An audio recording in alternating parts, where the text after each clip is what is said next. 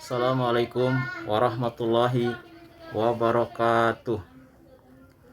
Selamat sore, selamat berjumpa kembali dengan Bapak dari Gerai Tak Bernama. Khutbah Bapak di sore hari ini adalah tentang hoaks penebusan dosa atau penebusan dosa yang gagal total. Penebusan dosa oleh orang yang disalib gagal total karena penebusan dosa dengan kambing atau sapi atau lembu, bukan dengan domba bakaran. Ini disebutkan di Imamat pasal 16 ayat 5 dan di Imamat pasal 16 ayat 15. Terus di Imamat pasal 4 ayat 3 dan di Imamat pasal 9 ayat 3 bahwa penebusan dosa adalah dengan kambing atau dengan lembu atau dengan sapi, bukan dengan domba bakaran. Di Kejadian pasal 22 ayat 13, Abraham mengorbankan domba sebagai korban bakaran, bukan korban penghapus dosa. Ini kita bisa lihat di pasal Kejadian 22 ayat 13, yang artinya, lalu Abraham menoleh dan melihat seekor domba jantan di belakangnya, yang tanduknya tersangkut dalam belukar. Abraham mengambil domba itu, lalu mengorbankannya sebagai korban bakaran pengganti anaknya. Jadi, penebusan dosa oleh orang yang disalib itu hoaks, alias tidak benar. Karena syarat-syarat penebusan dosa adalah dengan kambing, sapi, atau lembu, bukan dengan domba bakaran. Selanjutnya, orang yang disalib bangkit di hari ke-1, yaitu di hari Minggu. Harusnya bangkit di hari ketiga, bukan di hari ke-1. Bangkit di hari ketiga, yaitu di hari Selasa harusnya. Jadi di perut bumi itu tidak 3 hari 3 malam, tetapi cuma 1 hari 1 malam. Karena menurut Yohanes pasal 18 ayat 28 dan Yohanes pasal 19 ayat 14, orang tersebut disalib di hari Sabat sore atau di Sabat senja ketika waktu Paskah. Ini kita bisa lihat di pasal Keluaran 12 ayat 6 sampai ayat 19 bahwa hari Paskah adalah di hari Sabat senja, di hari ke-14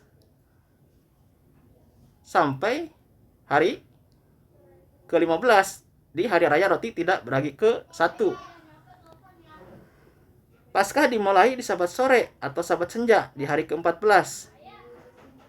Kira-kira jam 15.00 sampai makan perjamuan kudus pertama di hari raya roti tidak beragi ke-1 di hari ke-15 di malam Minggu.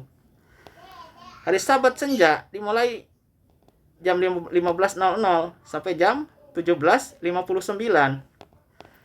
Jam 18.00 sudah masuk ke hari ke-15 atau hari Minggu di hari raya roti tidak beragi ke-1 di malam Minggu. Itulah yang dimaksud dengan Paskah bagi Tuhan. Untuk lebih lengkapnya tentang Paskah di hari Sabat senja, itu sudah saya bikinkan videonya di video yang sebelumnya, itu dengan judul Orang yang disalib dikubur 1 hari 1 malam. Selanjutnya, penebusan dosa oleh anak domba gagal total karena yang tidak percaya kepada Yesus tetap akan mati dalam dosanya. Yohanes pasal 1 ayat 29 artinya, pada keesokan harinya Yohanes melihat Yesus datang kepadanya dan ia berkata, "Lihatlah anak domba Allah yang menghapus dosa dunia." Pasal di atas kontradiksi dalam redaksinya. Karena korban untuk menghapus dosa adalah lembu, bukan domba. Terus Yesus menghapus dosa dunia. Yang dimaksud dengan dunia menurut Yesus adalah orang Israel yang tidak percaya kepadanya. Dunia adalah orang Israel yang tidak mengenal Allah yang telah mengutus Yesus. Ini di Yohanes pasal 8 ayat 23 dan Yohanes pasal 15 ayat 21 ada disebutkan bahwa yang dimaksud dengan dunia adalah orang Israel yang tidak percaya kepada Yesus. Jadi menurut pasal di atas, menurut pasal Yohanes 1 ayat 29, Yesus menebus dosa orang yang tidak percaya juga kepadanya. Ini juga kontradiksi, karena dosa orang Israel hanya bisa diampuni oleh karena iman orang tersebut. Ini disebutkan di Markus pasal 2 ayat 5 bahwa oleh karena imannya itulah dosanya diampuni. Jika tidak beriman kepada Yesus atau tidak percaya kepada Yesus, ya tidak diampuni.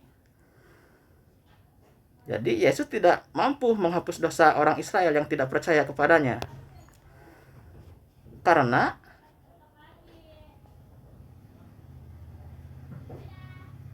orang itu akan mati dalam dosanya. Ini disebutkan di Yohanes pasal 8 ayat 24 yang artinya, karena itu tadi aku berkata kepadamu bahwa kamu akan mati dalam dosamu, sebab jikalau kamu tidak percaya bahwa akulah dia, kamu akan mati dalam dosamu. Di Yohanes pasal 8 ayat 24, orang Israel yang tidak percaya kepada Yesus tetap akan mati dalam dosanya. Nah, itulah kontradiksi dalam redaksi Yohanes pasal 1 sampai pasal 1 ayat 29 tadi. Di lain pihak Yesus menebus seluruh dosa manusia, tetapi di lain pihak Yesus juga tidak berkuasa menghapus dosa orang yang tidak percaya kepadanya. Yang dimaksud dengan akulah dia di Yohanes pasal 8 ayat 24 adalah terang dunia. Ini disebutkan di Yohanes pasal 8 ayat 12 bahwa Yesus adalah terang dunia. Makanya disebut di Yohanes pasal 8 ayat 24. Sebab jikalau kamu tidak percaya bahwa akulah dia, nah akulah dia di situ adalah akulah terang dunia, kamu akan mati dalam dosamu.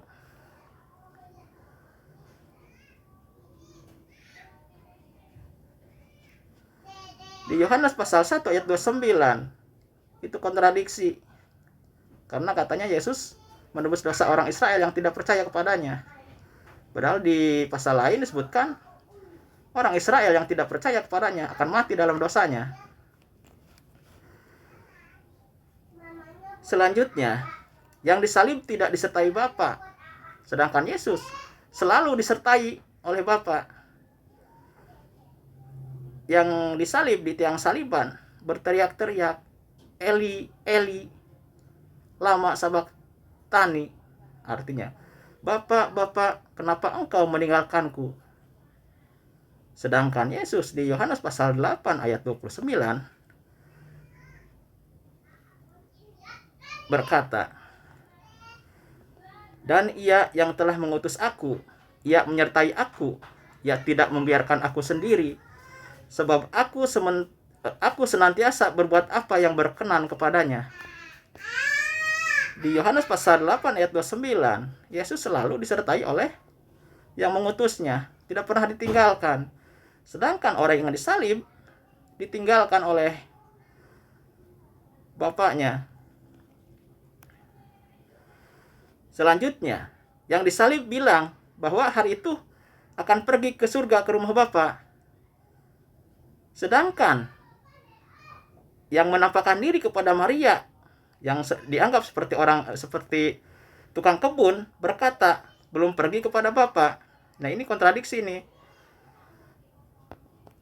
Lukas pasal 23 ayat 43 artinya, kata Yesus kepadanya, aku berkata kepadamu, sesungguhnya hari ini juga engkau akan ada bersama-sama dengan aku di dalam Firdaus. Ini Yesus KW ini yang berkata. Katanya waktu di atas tiang gantungan, Yesus akan bersama-sama dengan orang yang percaya di samping dia yang digantung juga. Padahal di Yohanes pasal 20 ayat 17. Kata Yesus kepadanya, "Janganlah engkau memegang aku, sebab aku belum pergi kepada Bapa. Sebab aku belum pergi kepada Bapa, tetapi pergilah kepada saudara-saudaraku dan katakan kepada mereka bahwa sekarang aku akan pergi kepada Bapakku dan Bapamu, Allahku dan Allahmu." Jadi, kisah penyaliban itulah adalah hoax. Artinya tidak benar. Sebenarnya sebelum Yesus ditangkap, itu beliau sudah diselamatkan oleh Allah, sudah diangkat ke langit. Kisah Yohanes selesai di pasal 7. Ketika Yesus berkata bahwa tidak lama lagi beliau bersama dengan murid-muridnya. Dan ketika murid-muridnya mencari beliau, atau orang Israel yang akan menangkapnya mencari Yesus, mereka tidak akan menemukan Yesus karena Yesus sudah diangkat ke langit. Ini kita bisa lihat di Yohanes pasal 7 ayat 33 yang artinya, "Maka kata Yesus, tinggal sedikit waktu saja aku ada bersama kamu, dan sesudah itu aku akan pergi kepada Dia yang telah mengutus aku." Di Yohanes pasal 7 ayat 34 sampai 36, ayat 34 dan ayat 36 artinya, "Kamu akan mencari aku, tetapi tidak akan bertemu dengan aku, sebab kamu tidak dapat datang ke tempat di mana aku berada." Nah, kata Yesus, murid-murid Yesus akan mencari Dia, dan orang Israel juga akan mencari Dia. Orang Israel akan menangkap Yesus, tetapi mereka tidak akan bertemu dengan aku, dengan Yesus maksudnya. Sebab Yesus sudah diangkat ke langit. Yohanes pasal 7 ayat 36 artinya, apakah maksud perkataan yang diucapkannya itu? Apakah maksud perkataan yang diucapkannya ini? Kamu akan mencari aku, tetapi kamu tidak akan bertemu dengan aku, dan kamu tidak dapat datang ke tempat di mana aku berada. Nah, itu pertanyaan mereka tidak ngerti tentang ucapan Yesus, bahwa ketika mereka mencari Yesus tidak akan menemuinya karena Yesus sudah diangkat ke langit.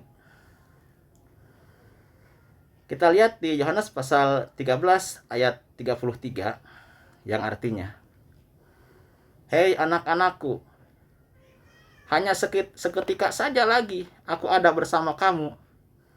Kamu akan mencari aku, dan seperti yang telah kulakukan, seperti yang telah kukatakan kepada orang-orang Yahudi, ke tempat aku pergi tidak mungkin kamu datang. Demikian pula aku mengatakannya juga sekarang kepada kamu." Yohanes pasal 13 ayat 36 artinya, Simon Petrus berkata kepada Yesus, "Tuan, kemanakah engkau pergi?" Jawab Yesus, "Ke tempat aku pergi, engkau tidak dapat mengikuti aku sekarang, tapi kelak engkau akan mengikuti aku." Yohanes pasal 13 ayat 37 artinya, kata Petrus kepadanya, "Tuan, mengapa aku tidak dapat mengikuti engkau sekarang? Aku akan memberikan nyawaku bagimu." Jawab Yesus di Yohanes pasal 13 ayat 38, "Nyawamu akan kuberikan padaku. Sesungguhnya aku berkata kepadamu, sebelum ayam berkokok, engkau telah menyangkal aku 3 kali." Dari dialog yang kita dengarkan tadi, jelas bahwa ketika Yesus akan ditangkap, mereka tidak akan menemukan Yesus karena Yesus sudah diangkat ke langit.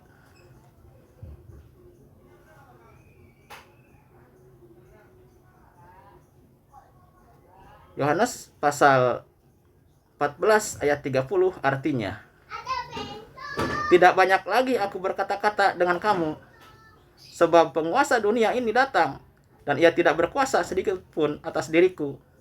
Nah, tidak banyak lagi aku berkata-kata dengan kamu, sebab penguasa dunia ini datang, dan ia tidak berkuasa sedikit pun atas diriku.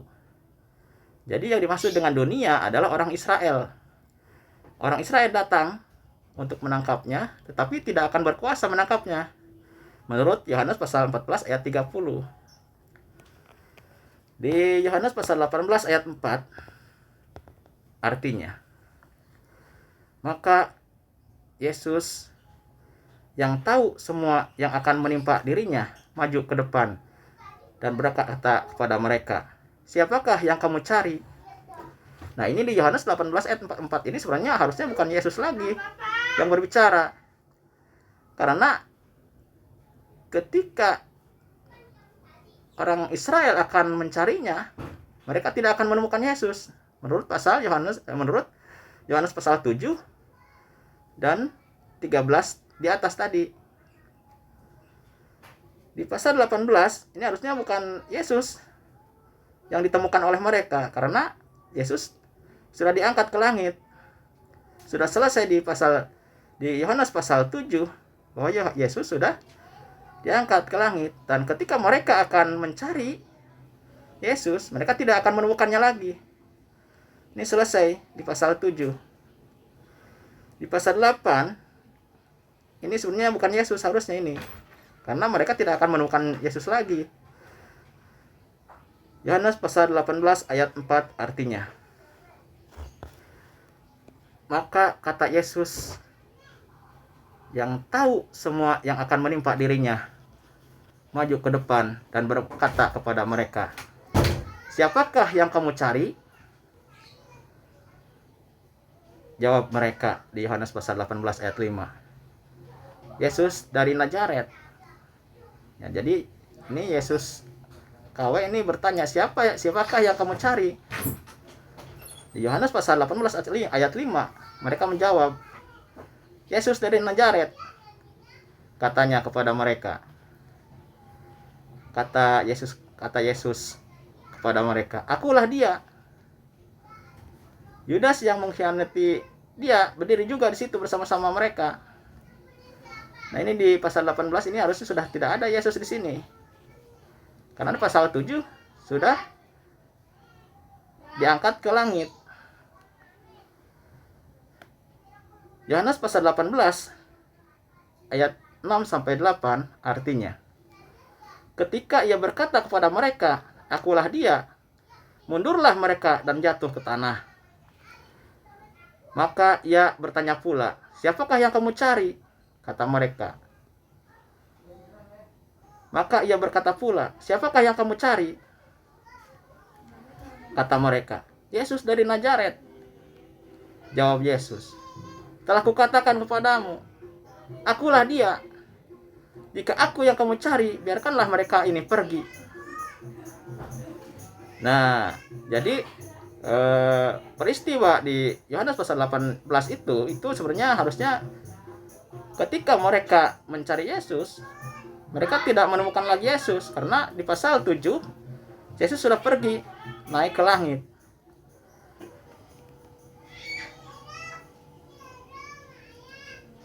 Bisa dipastikan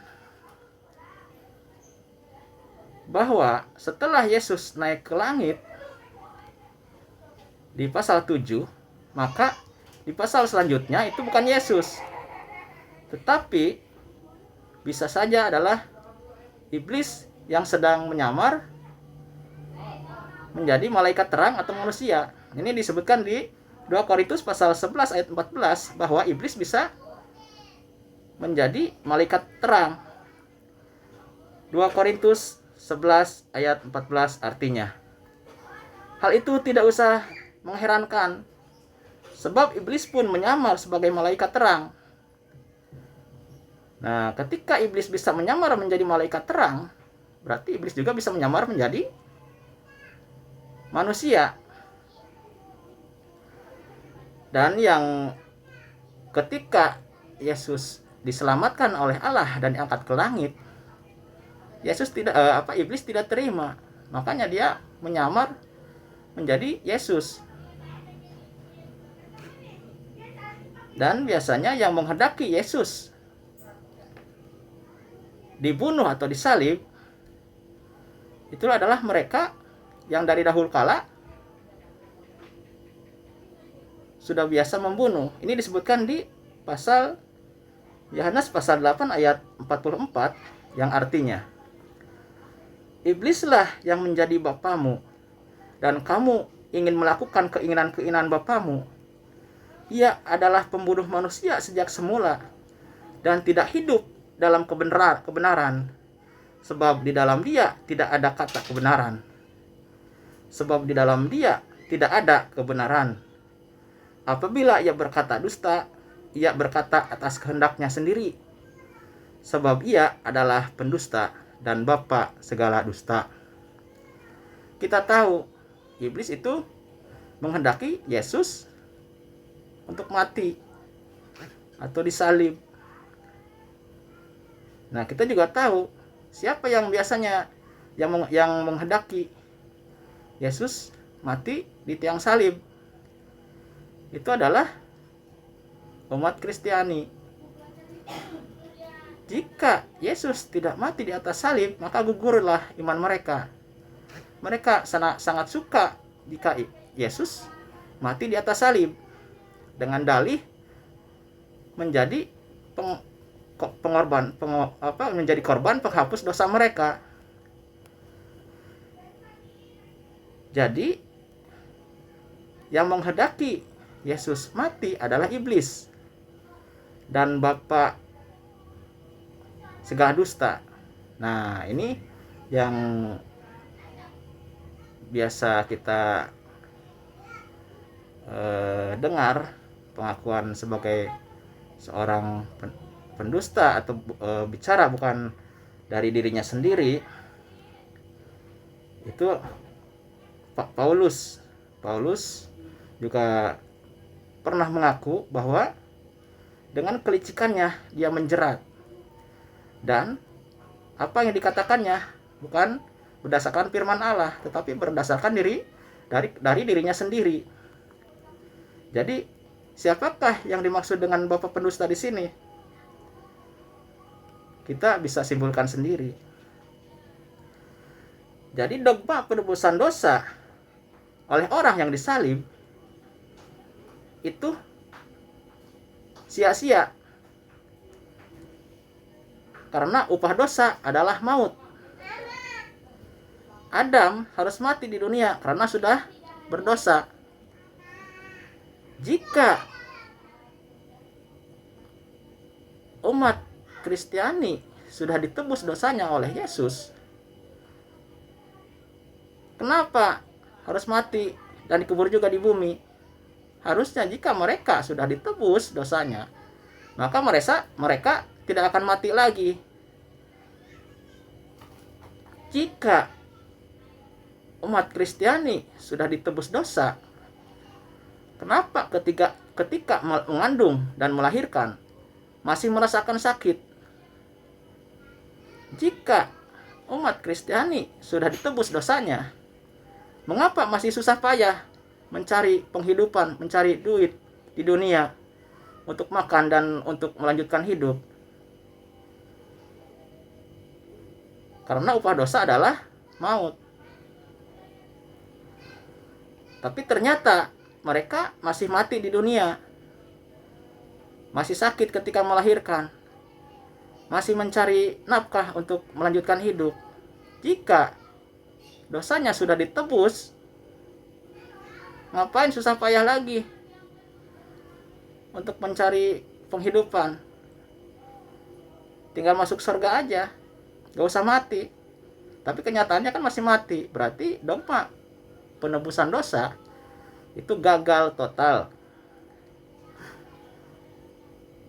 Dan Di beberapa pasal saya dapatkan pengakuan Yesus bahwa penebusan dosa itu tidak ada. Bukan penebusan dosa. Maksudnya adalah dosa waris itu tidak ada. Karena anak kecil, kata Yesus, itu tidak berdosa. Jika kamu tidak bertobat dan seperti anak kecil, maka kamu tidak akan bisa masuk ke dalam kerajaan surga. Nah, artinya anak kecil di sini adalah tidak berdosa. Jadi, yang dimaksud dengan dosa waris itu tidak ada. Adapun penebusan dosa itu memang ada. Penebusan damai untuk menebus dosa itu dengan sapi atau lembu atau kambing, bukan dengan domba bakaran. Sebenarnya masih banyak hal yang ingin saya katakan kepadamu, tetapi sekarang kamu belum dapat menanggungnya. Masih banyak hal-hal yang ingin saya katakan kepadamu, tetapi kamu tidak dapat menanggungnya sekarang. Oleh karena itu, saya cukupkan khutbah di sore hari ini. Mudah-mudahan ada manfaatnya. Billahi taufiq wal hidayah. Wassalamualaikum warahmatullahi wabarakatuh.